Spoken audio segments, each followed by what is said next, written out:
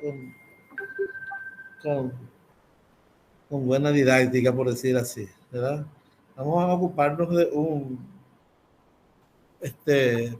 problema que es muy importante, que es que atañe a todas las especialidades, que puede ocurrir en cualquier situación en particular.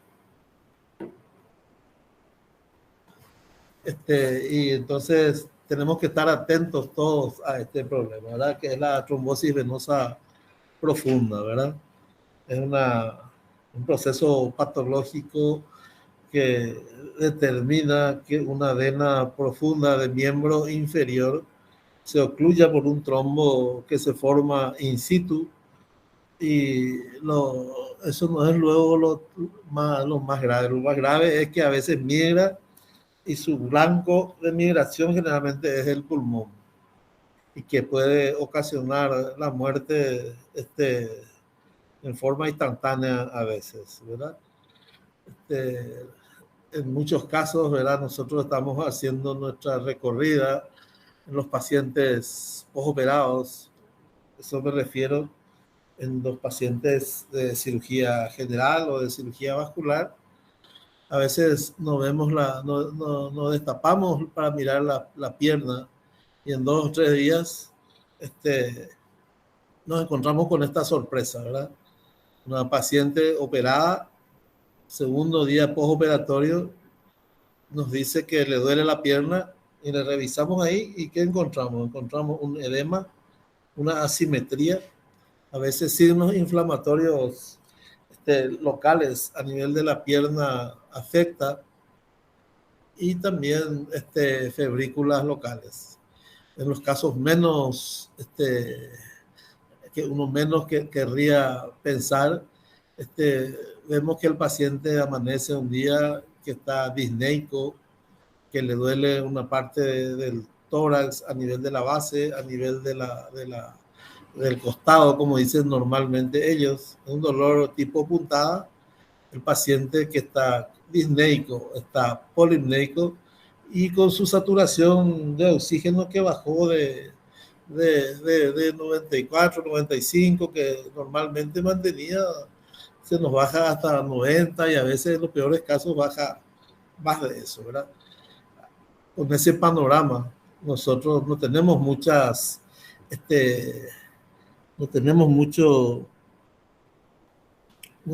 diagnósticos a tener en cuenta. En general, eso es, hasta demostrar lo contrario, es una paciente con una trombosis venosa profunda, y en el segundo caso que yo les he expuesto, ya hizo su complicación más temible, que es la embolia pulmonar.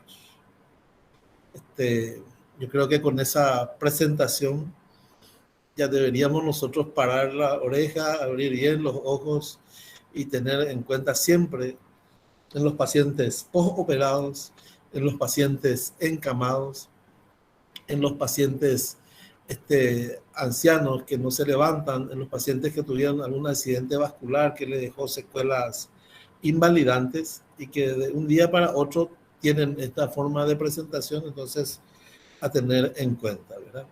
Actualmente, ¿verdad?, la enfermedad tromboembólica venosa, conocida como STEP, engloba a situaciones como la trombosis venosa profunda, engloba la tromboembolia pulmonar, engloba la trombosis venosa superficial, que no está acá citada, y también el síndrome posttrombótico. El problema es que la situación más dramática es la del embolismo pulmonar, y eso tapa todos los otros problemas, ¿verdad? La trombosis venosa profunda, ¿verdad?, es una situación que se presenta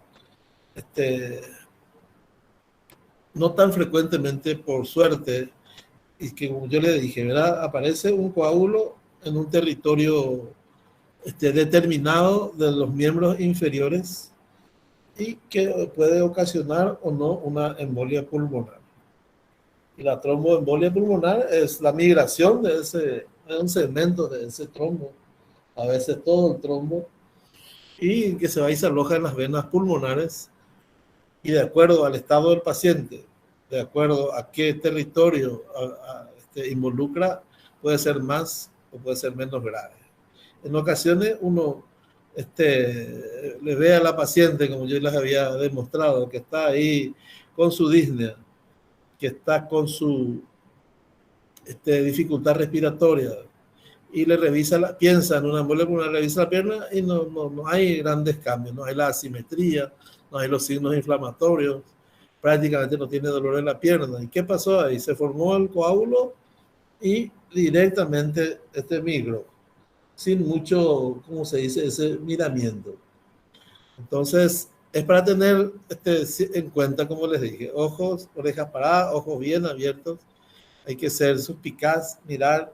Hay muchos acontecimientos que ocurrieron últimamente y entonces hay que estar preparado para esta situación. ¿Y cómo o por qué se produce ese trombo así espontáneamente en la piel? No es normal, ¿verdad? Este señor, Bill Shaw, había descrito una triada que a veces, donde hay conjunción, a veces que produce una conjunción en la trombosis venosa profunda, ¿verdad? Hay 3 factores que pueden determinar una coagulación, por decir entre comillas, que producen la trombosis espontánea, ¿verdad? Y estos datos siempre a tener en cuenta, ¿verdad? Son la éstasis. ¿Qué es la éstasis? Como dice, reducción de la velocidad del flujo de sangre. ¿Cuándo ocurre eso? Cuando uno está quieto en un lugar, por ejemplo, operado, por ejemplo, un viaje prolongado, más de 6 horas, por ejemplo, un yeso que se pone como consecuencia de una fractura, ¿verdad? Y entonces hay que estar atentos a esa situación, ¿verdad? La éstasis del síndrome del viajero o del turista, son pacientes que hacen un viaje largo, ya sea por avión, ya sea por vía terrestre, en donde obligado a estar sentado durante mucho tiempo puede terminar una concentración de los factores de coagulación y con la consiguiente trombosis, ¿verdad? Por eso que ustedes, si hacen viajes terrestres, ellos están prácticamente obligados a hacer una parada cada 3 horas para que uno pueda movilizar un poco las piernas, hacer uso de la bomba muscular ahí de la pantorrilla y tomar mucho líquido tratando de evitar esa situación. Otra situación o otra circunstancia que puede determinar una trombosis es la hipercoagulabilidad, que esto es una alteración de componentes de la sangre, ya sea los factores humorales, ya sea los factores globulares, ¿verdad? Por citar así algunas patologías que pueden determinar factores procoagulantes, tenemos a los TNF, factores tumorales, ¿verdad? Después tenemos factores que aparecen en circunstancias de una patología autoinmune que también puede facilitar la formación de un trombo y actualmente muy en boga, ¿verdad? Ustedes conocen la tormenta de citoquinas que ocurre con esta pandemia que nos ha hecho mucho daño. También es un factor que favorece la coagulación de la sangre, o sea que es un factor de hipercoagulabilidad. El primero es un factor de viscosidad, el segundo es la producción de sustancias que pueden favorecer la coagulación de la sangre. Y tercero está el daño endotelial, ¿verdad? El daño endotelial, ¿qué es? Una incisión, apertura de la piel, ¿verdad? Apertura de la ligadura de un vaso, cuando uno está operando, puede generar una reacción del organismo que conduce a la trombosis. La conjunción de estos factores fue descrita por Virchow allá por el año, hace 150 años por ahí. Y es muy interesante porque eso está muy en boga hasta ahora, ¿verdad? Esto nada más, ¿verdad? A veces, aparte de la asimetría de pierna, a veces nosotros, un paciente, por ejemplo, varicoso, que un día amanece, yo no le cité hace rato eso para dejar para este módulo, este cordón rojo que sigue el trayecto de la safena interna. Esta es una trombosis venosa superficial. Antes, la trombosis venosa superficial era subestimada. Actualmente tiene la misma importancia prácticamente que una trombosis venosa profunda. ¿Por qué? Porque a veces uno no dice que es una linfangitis, dice que es una infección de la piel. Sin embargo, el trombo puede progresar, puede llegar al callado de la safena o a una perforante y a partir de ahí desprenderse e irse al pulmón y ocasiona una embolia pulmonar como si fuera una trombosis venosa profunda. En la imagen de al lado tenemos el ecodoppler que nos muestra la vena dilatada y nos muestra unas imágenes ecorrefringentes en su interior. De eso se trata la trombosis. Esta es una situación particular. A veces tenemos personas de diferente sexo, predominio generalmente del sexo femenino, donde hay una condición anatómica que puede favorecer la trombosis. Por un mecanismo de éstasis. Acá ustedes ven, esta es la aorta, esta es la ilíaca derecha, esta es la vena cava y esta es la vena ilíaca izquierda. Entonces, en este caso uno ve que hay una especie de compás que comprime a la vena ilíaca izquierda. La compresión de la vena ilíaca izquierda por la arteria ilíaca derecha genera éstasis distal y hay una condición para que se forme un trombo. Esa situación se llama síndrome de May-Turner. Acá ustedes ven una angioresonancia en donde ustedes ven acá clarito, gris claro, y acá gris oscuro. Esta es la zona donde se produjo una trombosis por esta circunstancia. Acuérdense, síndrome de May-Turner. Eso afecta generalmente, más frecuentemente a mujeres y el lado más afectado es, o sea, el lado afectado es el izquierdo por la condición anatómica que acá estamos viendo. Acá algunas causas que actúan en el síndrome, en la triada de Virchow, ¿verdad? La éstasis venosa, por ejemplo, la compresión de venas ilíacas que habíamos dicho hace un rato, ¿verdad? Pero no solamente es May-Turner, a veces hay tumores, a veces hay adenopatías provenientes de ciertos tumores. En mujeres, por ejemplo, muy frecuente que haya en los cánceres de endometrio que afecte al sistema ganglionar y que comprima a las venas adyacentes, a las venas vecinas.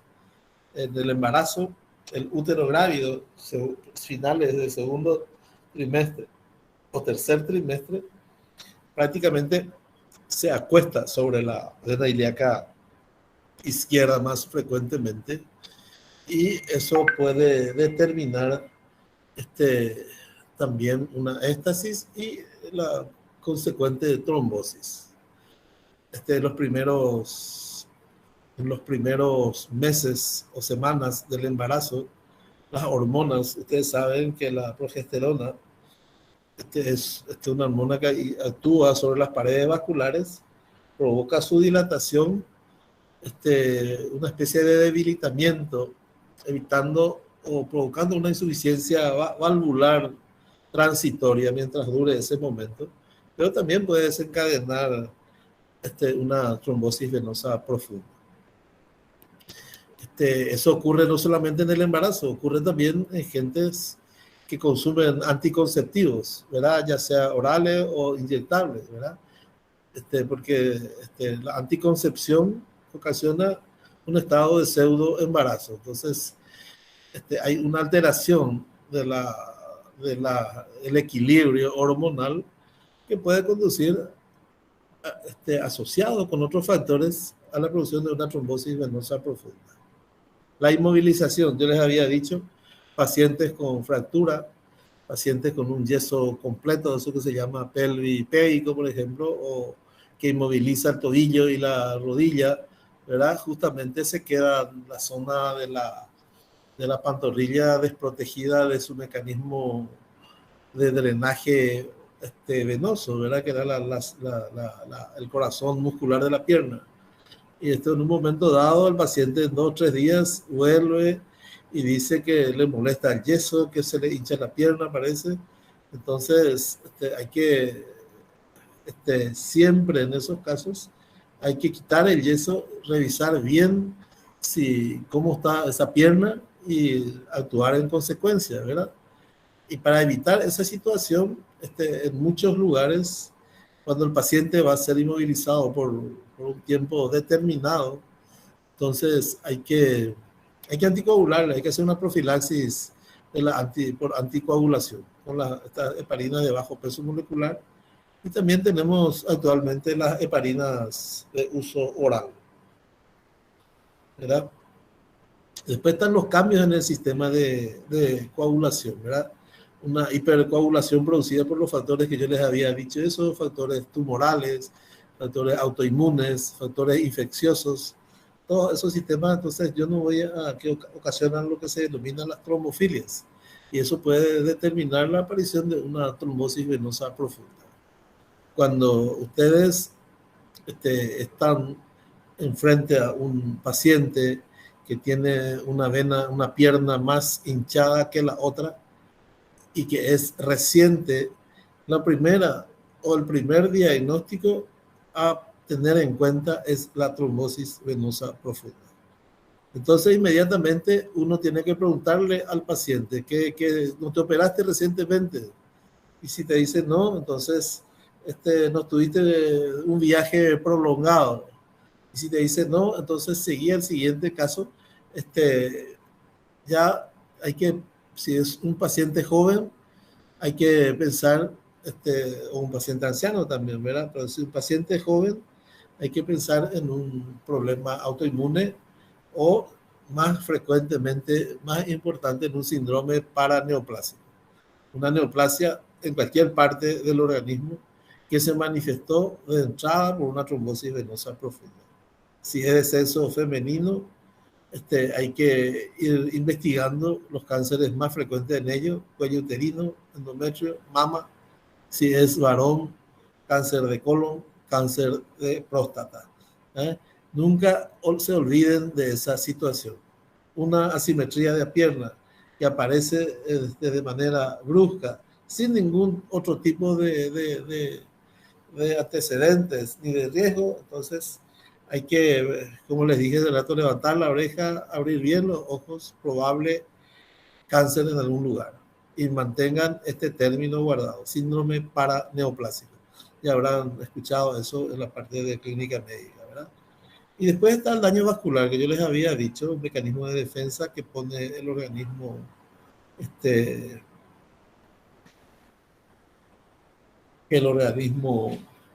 en juego para facilitar la coagulación de una herida, por ejemplo, ocasionada durante una cirugía, ¿verdad? Y todas estas otras posibilidades que estamos viendo aquí. Entonces, ya habíamos hablado, ¿verdad? Pero me parece más representativo que cuando uno va a leer nomás algo que ya está escrito ahí. Siempre tener en cuenta, ¿verdad?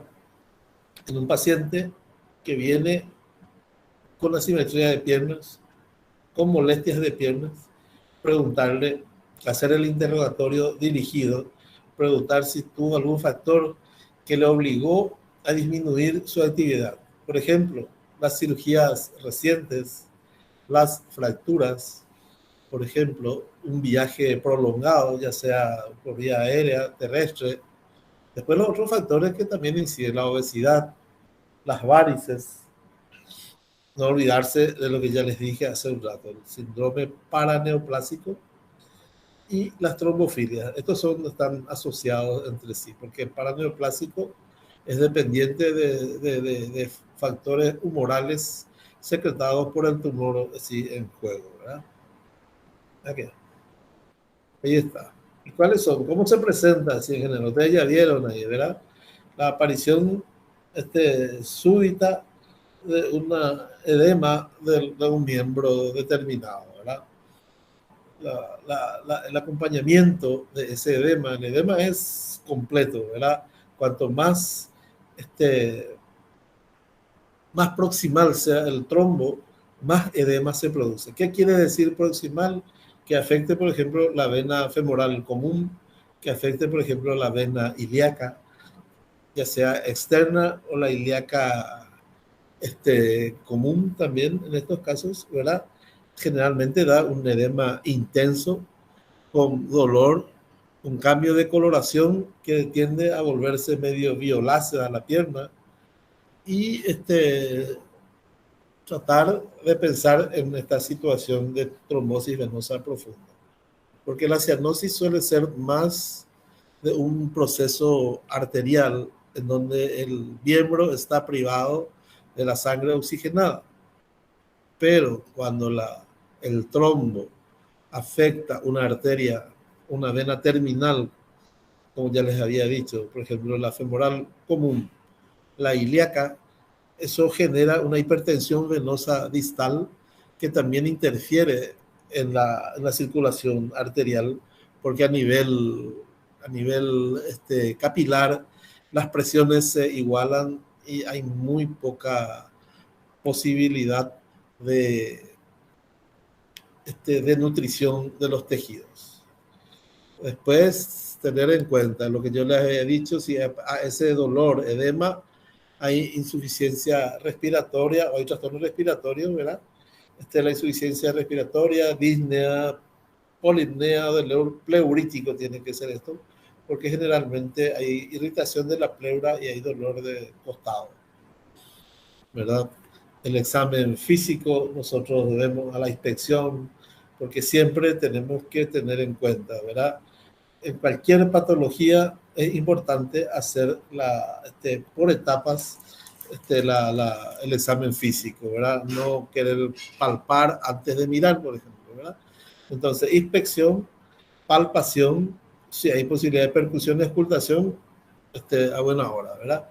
En este caso, inspección, ¿qué vemos? La asimetría, el edema. Describimos si el edema es de toda la pierna o afecta del pie a la pantorrilla o afecta solamente la parte de la pantorrilla y de la zona maleolar, ¿verdad? Eso nos va a dar una idea de dónde está ubicado el trombo, si pensamos en esta patología. Después recurrimos a las pruebas semiológicas. Hay una prueba que ganó muchos adeptos, que ganó prácticamente el sello del diagnóstico de la trombosis venosa profunda, que es el dolor a la dorsiflexión de la pierna. Y es el signo conocido como el signo de Homans. Lastimosamente hubieron trabajos que dijeron que el Homans positivo tenía muchos falsos positivos. Hay muchas patologías en donde puede ser positivo, ¿verdad? Y eso le fue desvirtuando un poquitito como patognomónico a la TBP. Más bien, hacemos nosotros atención aparte del dolor a la dorsiflexión, porque las condiciones anatómicas también nos pueden orientar, ¿verdad? Pero más que eso, el edema, la asimetría y la maniobra que se llama de Trendelenburg, que consiste en sobrelevar la pierna y comprimirla a nivel de la pantorrilla, donde se siente, hay dolor y hay una contractura pastosa. Eso es mucho más significativo que el signo de Homans, porque con el Trendelenburg nosotros estamos comprimiendo el área de acción de esa vena. Incluso nosotros podemos palpar el trayecto de la vena, que también genera dolor. Esto es lo que ya estábamos diciendo recién. No sé si estamos todo bien hasta ahí o quieren hacer alguna pregunta.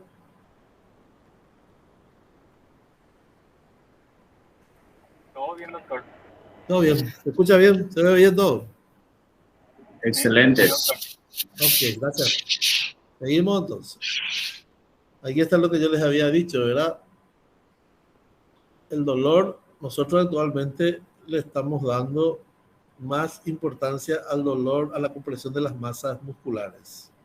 Hay un artículo que salió hace como 15 o 20 años en el British Journal, en donde decía que la positividad de la maniobra de Homas no sobrepasa los 35%, entonces se desvirtúa como significativo y como patológico, ni qué decir, a tener un poquito en cuenta. Tienen que completar el examen, nosotros somos vasculares, ¿verdad? Entonces siempre insistimos en que se palpen los pulsos desde la femoral hasta el pie, ¿verdad? No vayan a confundir que en la trombosis venosa profunda haya ausencia de pulso. Eso es una patología arterial que es diferente a la trombosis venosa profunda. Ni escriban en su evolución diagnóstico de TBP. ¿Por qué? Porque hay asimetría, porque tiene Homans y porque no tiene pulso. Ahí ya tenemos dos faltas, Homans y pulso. Ausencia de pulso es significativo en una patología arterial. En una patología venosa no es significativo. Ese estado que yo les había dicho, donde hay una trombosis de una vena que es, como les diría, de distribución terminal, esa es otra situación, no tiene nada que ver con las arterias. La flegmasia justamente corresponde a esa situación. La flegmasia es un estado donde hay un edema masivo del miembro, una trombosis iliofemoral extensa. Yo les había dicho esa situación hace un rato, y puede ser de dos tipos. La célula alba, que hay, donde hay edema y palidez de la pierna, es prácticamente patognomónico de algunos cánceres. Antes se decía del páncreas, pero creo que está más extendido esa situación. Y la célula dolens, en donde que se manifiesta por un cuadro franco de isquemia venosa, ¿verdad? Vamos a ver si tenemos. Vamos a ver primero eso. Así se presenta eso, ¿verdad? Acá hay condiciones, hay asimetría, hay cianosis, hay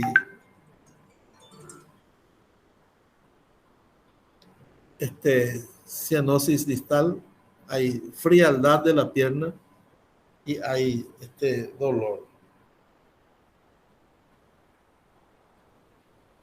Entonces, en un paciente que está con una trombosis venosa iliofemoral. Acá el examen físico, la palpación, por ejemplo, nos va a demostrar que hay pulso, pero a lo mejor está un poquitito disminuido. Entonces,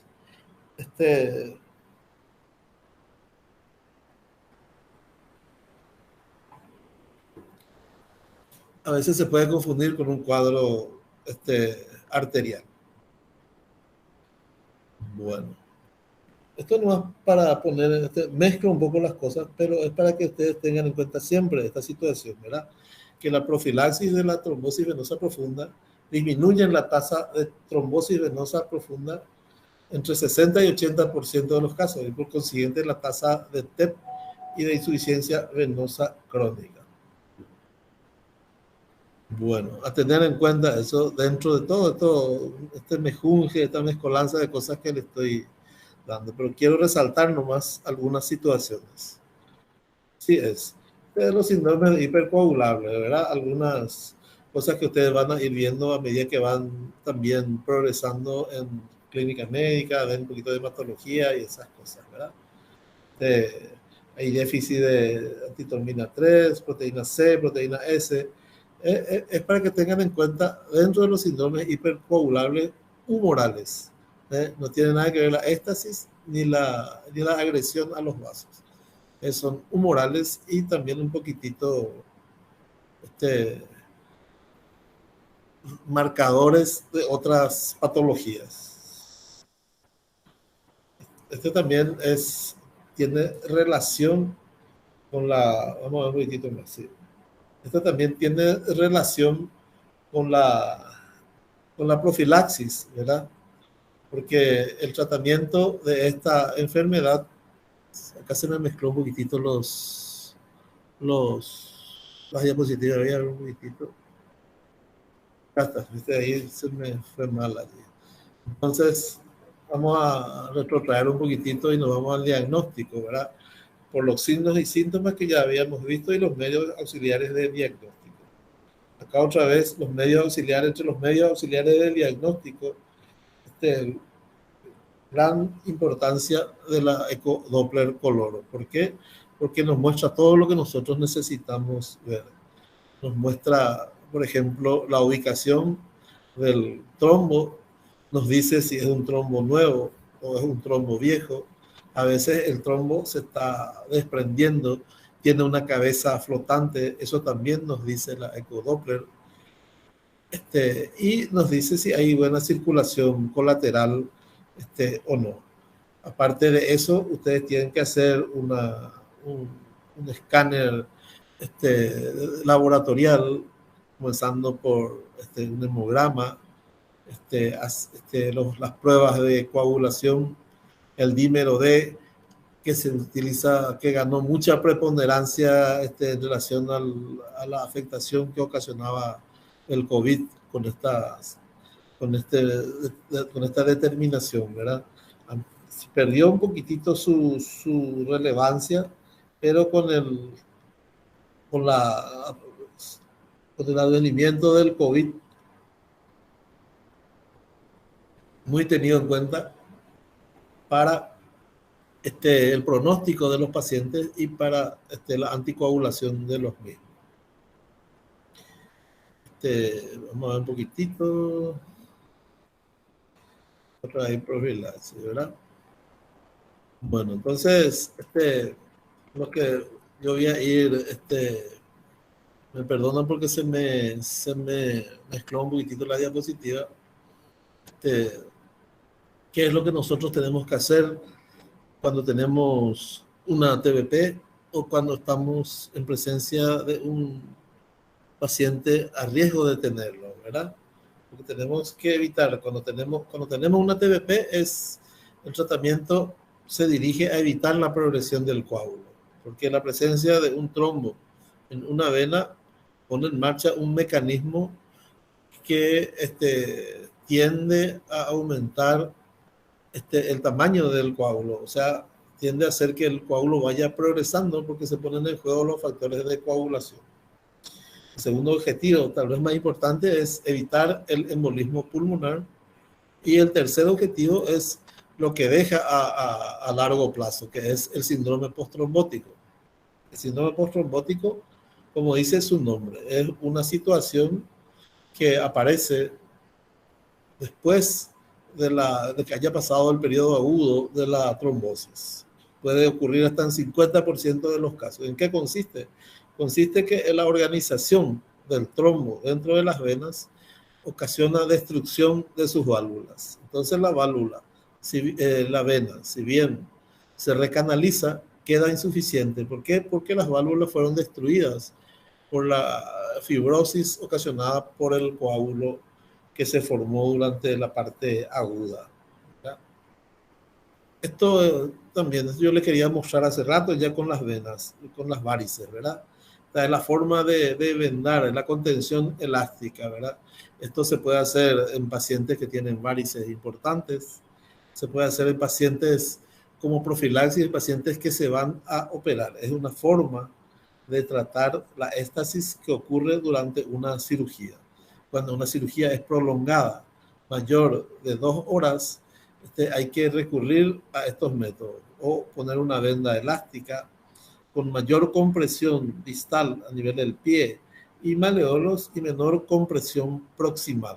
O si no, si tenemos más plata, entonces compramos las medias antitromboembólicas, ¿verdad? Que tiene una compresión justa, exacta, para poder por lo menos tratar de disminuir la acción de la éstasis en cirugías prolongadas.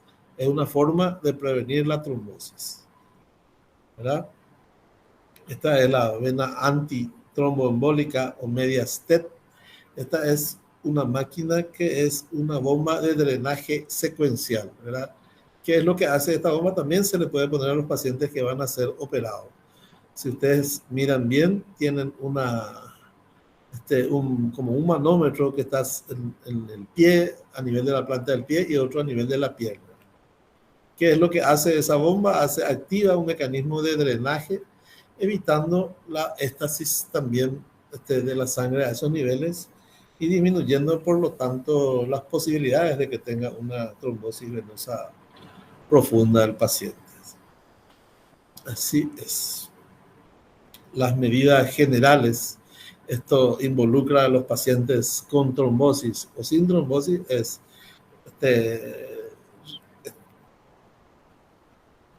en pacientes ya sea con trombosis o sin trombosis, nosotros nos dirigimos generalmente a los postoperados, ¿verdad? En estos casos hacemos el reposo con miembro inferior elevado a 60 grados máximo, ¿verdad? O menos, la movilización precoz y activa, ya sea en cama o levantamiento precoz de los pacientes, según su estado general y según la cirugía a la que fue sometida, la contención elástica por vendas o medias.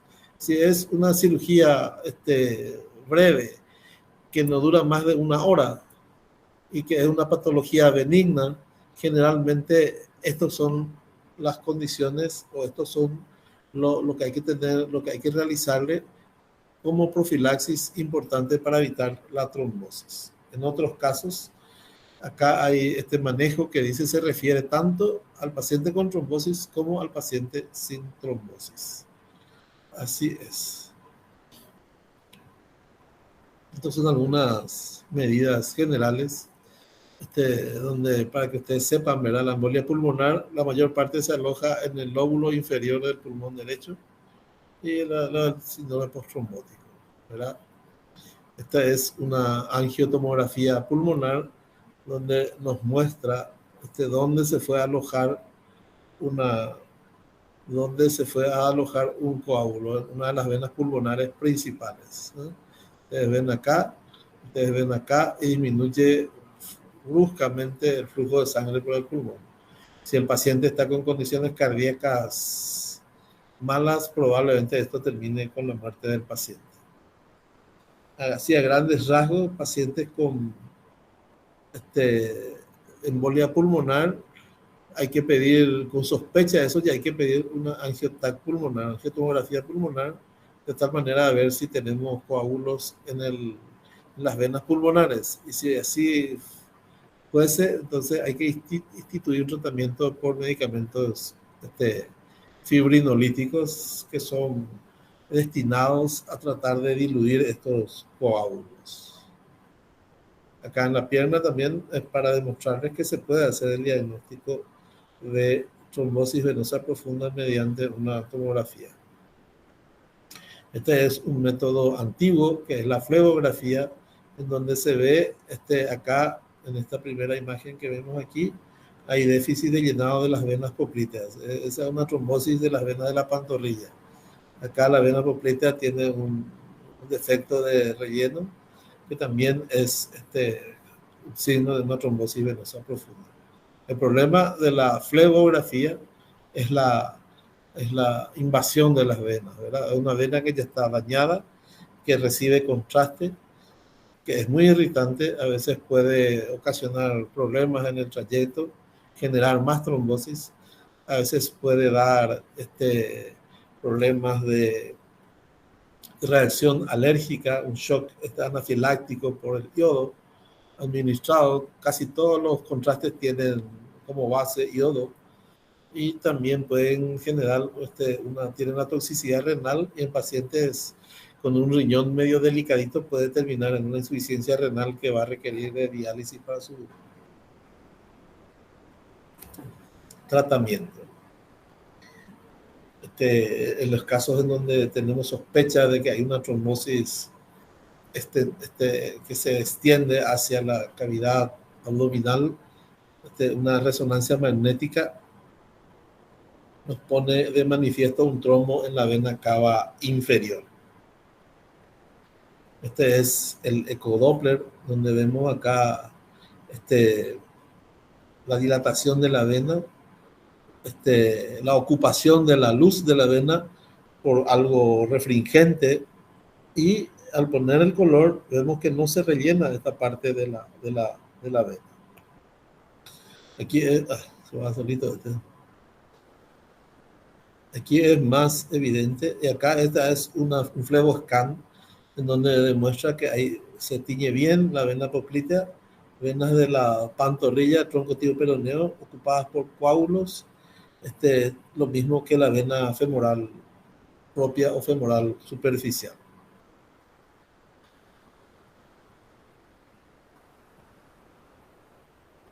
Acá está otra vez una vena ocupada por una sustancia que podría corresponder a un coágulo. De hecho, que no hay muchas patologías para un diagnóstico diferencial. Y los signos en el ecodoppler: color constituye la ausencia de flujo, la dilatación e incompresibilidad venosa, o sea que uno trata de comprimir la vena y no se puede porque la luz está ocupada. Otros medios auxiliares diagnósticos, como ya vimos, la pletismografía yo no le cité en ningún caso porque es un medio muy difícil de interpretar. Nosotros no contamos con ese equipo acá en nuestro país. Existen varios tipos, existen que son las dinámicas, las electrónicas, pero es muy difícil la interpretación. Nos quedamos con el ecodoppler, que es la que manejamos con bastante fluidez, y a la tomografía y a la resonancia magnética según la situación, como habíamos visto anteriormente. La flebografía prácticamente ya no utilizamos, excepto en casos de pacientes con patología crónica, síndrome postrombótico. Como secuela de una TBP podría ser útil para ver si podemos recuperar algún segmento de vena realizando algún tipo de intervención. O también la flebografía sigue siendo útil para los procedimientos endovasculares, ¿verdad? Porque hay situaciones como esa situación que vimos ahí en el síndrome de Mike Turner. Con la flebografía nosotros ubicamos la zona estrecha. Si pasamos una guía a través de esa zona estrecha, podemos recurrir a una angioplastía para poder corregir la situación. En esos casos guarda todavía cierta utilidad. Es para recalcarle, nomás acá se ve mucho mejor la ocupación de una luz venosa por una sustancia ecogénica que está cerquita de una bifurcación. Generalmente esto es la vena femoral con la superficial y la profunda ahí ocupadas. Y bueno, una vez más, para ir mostrándoles cómo se presenta esta patología, que puede ser muy dañina. Si no te mata, te deja secuelas importantes, a veces pulmonares, y el miembro inferior, que queda prácticamente en la situación como está en más del 50% de los casos, y que posteriormente, si uno no sigue la evolución, pueden aparecer trastornos tróficos similares a los de las varices, pero mucho más graves. Presencia de edema importante, la aparición de úlceras, y a veces la gente opera a estos pacientes y agrava en vez de mejorar, porque el hecho deriva en que cuando hay una trombosis de los troncos principales, la sangre se deriva por las venas superficiales, y si que comienzan a aparecer medio saltonas, como simulando unas varices. Y el hecho que cuando uno estudia estas venas, nos encontramos que la vena está dilatada, pero no existe reflujo. Son venas vicariantes, porque son venas que están supliendo a las venas principales y están haciendo un efecto de un bypass allí, para llevar la sangre hasta donde se considere que la vena está más sana. Está también un caso de flegmasia cerúlea, pero menos importante que la anterior. Bueno, lo que hay acá.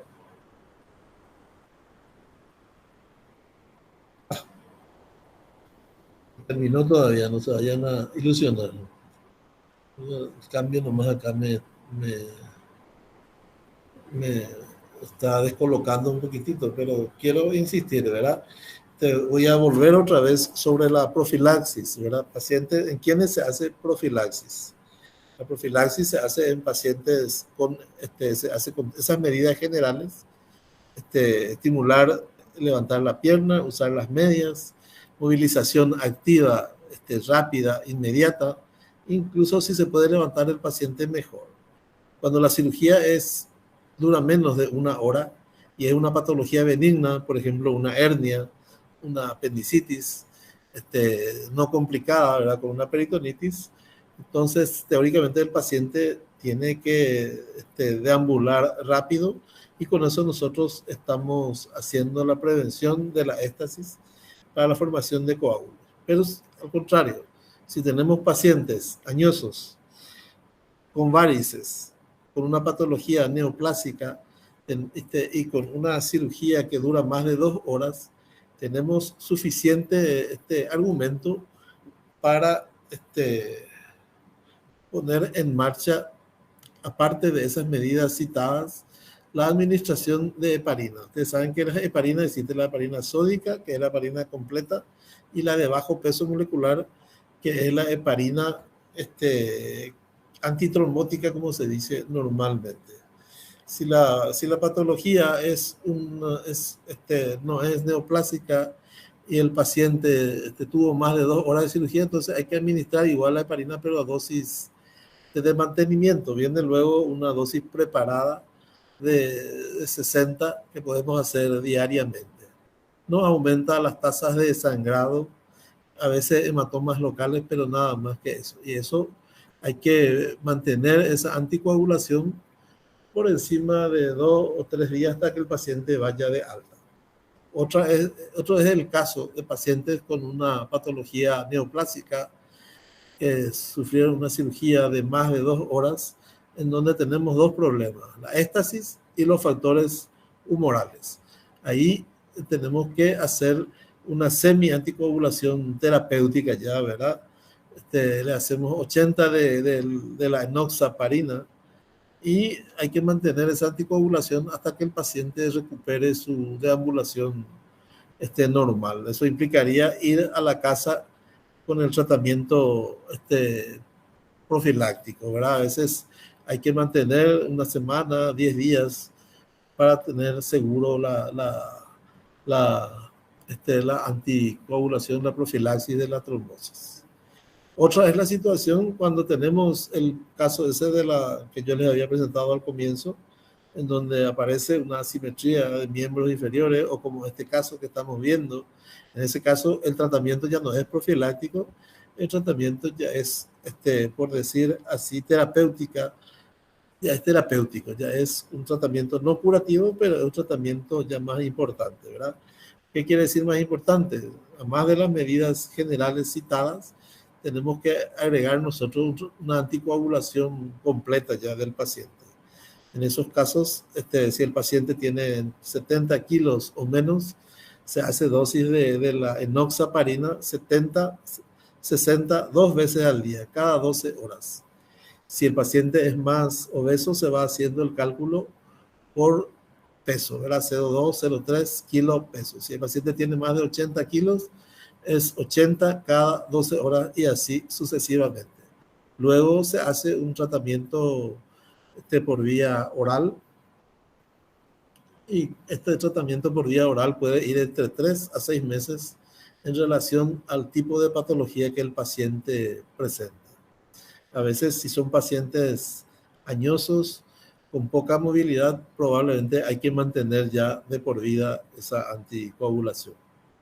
La anticoagulación prolongada se puede hacer de 2 maneras. No quiero llenarle tanto la cabeza porque seguro que van a ir dando en el transcurso de de la facultad, ¿verdad? Pero se puede hacer, no toda la vida el paciente se va a quedar con esas inyecciones 2 veces al día. Al cabo de 48 a 72 horas, si el paciente ya no va a ser sometido a cirugía, hay que hacer el relevo de la heparina por anticoagulantes orales, ¿verdad? De 2 tipos, el acenocumarol y la warfarina. Hasta ahí le voy a llegar con esa situación, y eso, la warfarina se puede mantener 6 meses, 1 año, de acuerdo a la clínica del paciente. Actualmente, para evitar los pinchazos, existen los análogos de la heparina, que son, por ejemplo, el apixaban, el rivaroxaban, que se administra en pacientes posoperados para mantener cierto grado de anticoagulación durante un tiempo y que no se someta a pinchazos. En la escala de riesgo, ¿verdad? Las cirugías que más riesgo tienen de ocasionar como complicación una trombosis venosa profunda están las cirugías oncológicas, las cirugías traumatológicas, reemplazo de cadera, reemplazo de rodilla. En esos casos es lícito administrar al paciente los anticoagulantes orales, tipo análogos de heparina, apixaban, rivaroxaban, por un espacio hasta 1, 2, hasta 3 meses. Con eso nosotros podemos proteger al paciente, aunque no de manera completa. En caso de la cirugía traumatológica, es por éstasis, es por disminución de la movilidad del paciente debido al dolor y debido al tipo de cirugía al que fue sometido.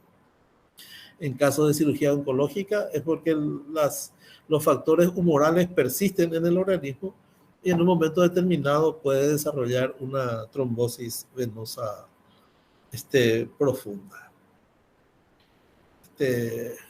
Cuando no podemos administrar anticoagulantes, ya sea porque el paciente tiene un sangrado activo, el paciente tiene alergia a la heparina o a sus derivados, o hizo una embolia pulmonar a pesar del tratamiento bien llevado, podemos nosotros actuar sobre la complicación más temible, que es la embolia pulmonar.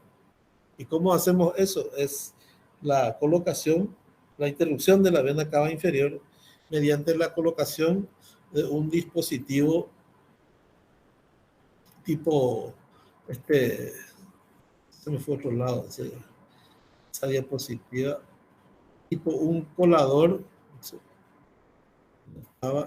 ahí está, tipo un colador que es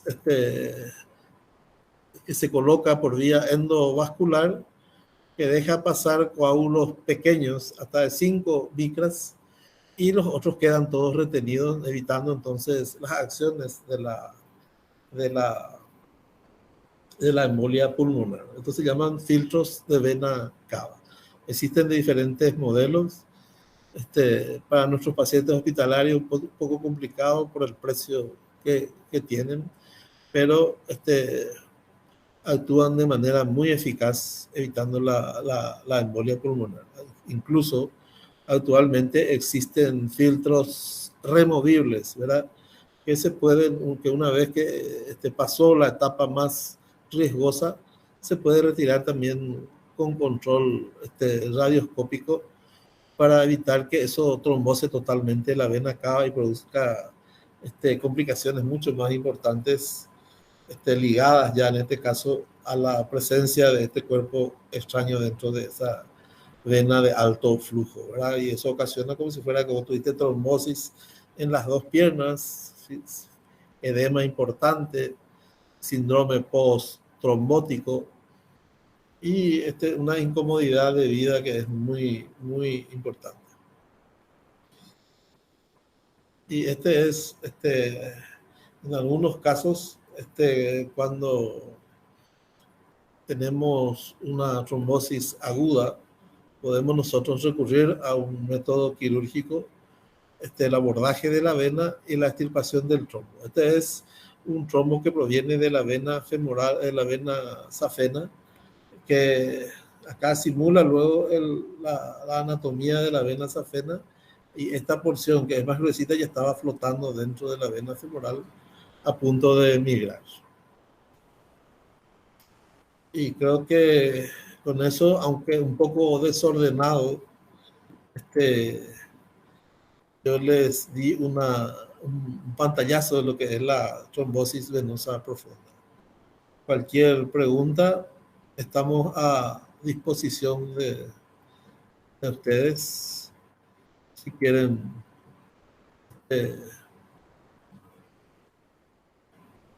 Si quieren hacer alguna pregunta, alguna duda que tengan, les escucho. Creo que no hay pregunta, profesor Lidia. Van a preguntar a su instructor en mañana. Bueno, dale. Entonces quedamos así. Hasta la próxima clase. Muchas gracias, profesor Lidia. Gracias a ustedes por invitarnos.